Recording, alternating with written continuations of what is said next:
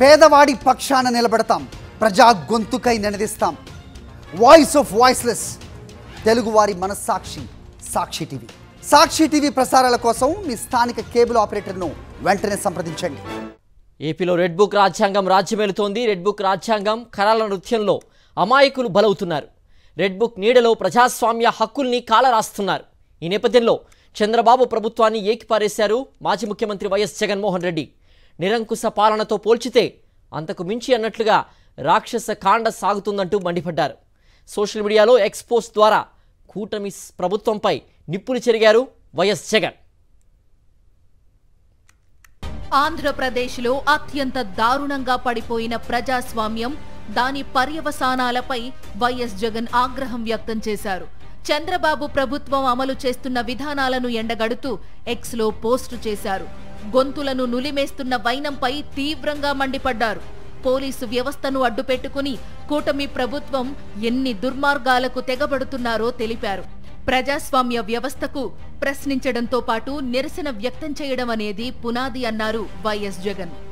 ప్రజలు తమ సమస్యలు ప్రస్తావించి వాటి పరిష్కారం కోరడం అనేది రాజ్యాంగం కల్పించిన హక్కు అన్నారు.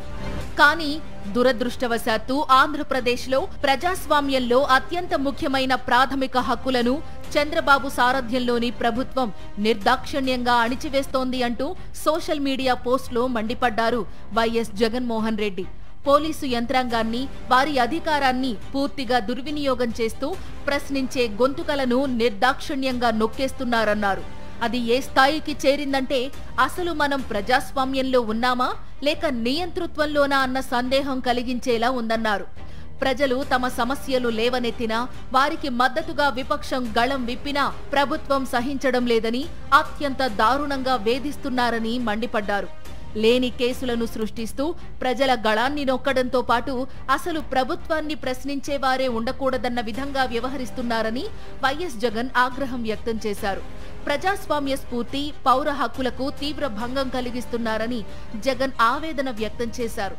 దీని వెనుక ఉన్న ప్రధాన ఉద్దేశం ఒక పద్ధతి ప్రకారం ప్రజాస్వామ్య వ్యవస్థకు విఘాతం కలిగించడంతో పాటు ప్రతిపక్షం అనేది లేకుండా చేయాలని, అలాగే ప్రశ్నించే ఏ గొంతుక ఉండకూడదన్న దురుద్దేశమే చంద్రబాబు ప్రభుత్వ లక్ష్యంగా కనిపిస్తోందన్నారు వైఎస్ జగన్. చంద్రబాబు సర్కార్ ఒక పద్ధతి ప్రకారం ప్రజాస్వామ్యాన్నే ఖూనీ చేసేలా వ్యవహరిస్తోందంటూ కొన్ని ఉదాహరణలు కూడా ఎత్తి చూపారు వైఎస్ జగన్. అందులో భాగంగా ఆయన ఫిబ్రవరి 19న గుంటూరు మార్కెట్ యార్డు సందర్శనకు వెళ్లినప్పటి సంగతిని గుర్తు చేశారు. మిర్చి ధరలు దారుణంగా పతనం కావడంతో వారు పడుతున్న కష్టాలు తెలుసుకుని వారిని పరామర్శించేందుకు గుంటూరు మిర్చి యార్డును సందర్శించిన విషయాన్ని గుర్తు చేశారు వైఎస్ జగన్.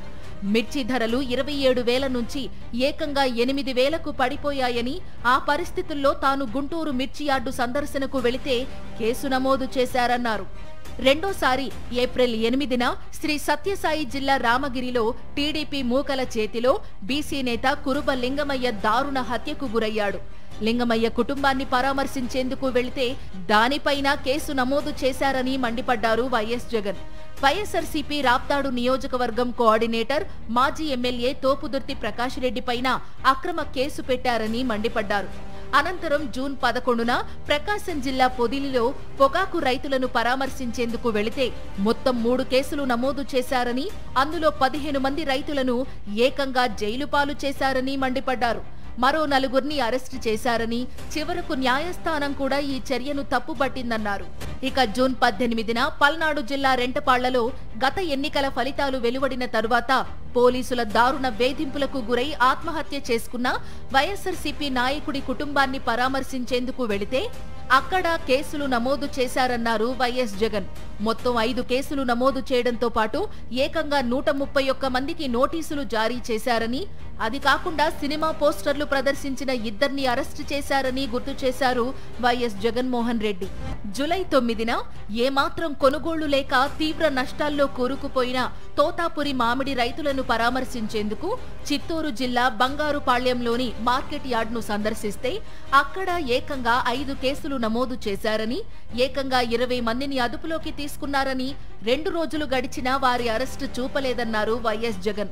చివరికి కోర్టులో కూడా ప్రవేశపెట్టకుండా ఇంకా పోలీసుల అదుపులోనే ఉన్నారని ఆగ్రహం వ్యక్తం చేశారు.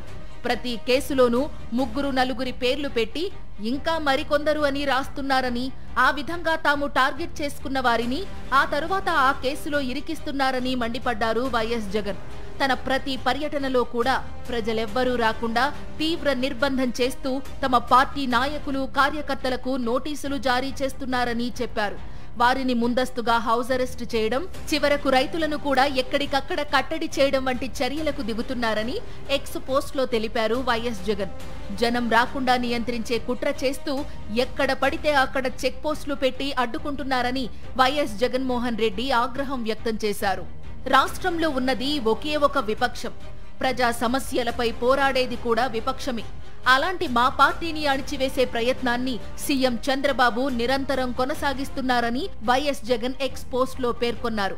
లేని కేసులు బనాయించడం, అరెస్టులు చేయడం, ఆ విధంగా దారుణంగా వేధించడం పరిపాటిగా మారిందన్నారు. ఆ విధంగా ప్రజాస్వామ్య స్ఫూర్తికే విఘాతం కలిగించడమే కాకుండా వాయిస్లెస్ పీపుల్ వాయిస్ ను నొక్కేస్తున్నారని వైఎస్ జగన్ చెప్పారు. అడ్డగోలు హామీలిచ్చి ఏవీ అమలు చేయకుండా ఉన్న తమను ఎవరూ ప్రశ్నించకూడదన్నట్లుగా చంద్రబాబు వ్యవహరిస్తున్నారని, వాటిపై ఎవరూ మాట్లాడకూడదన్న విధంగా ఈ ప్రభుత్వం అత్యంత దారుణంగా వ్యవహరిస్తోందని వైఎస్ జగన్ ఎక్స్ పోస్ట్లో మండిపడ్డారు.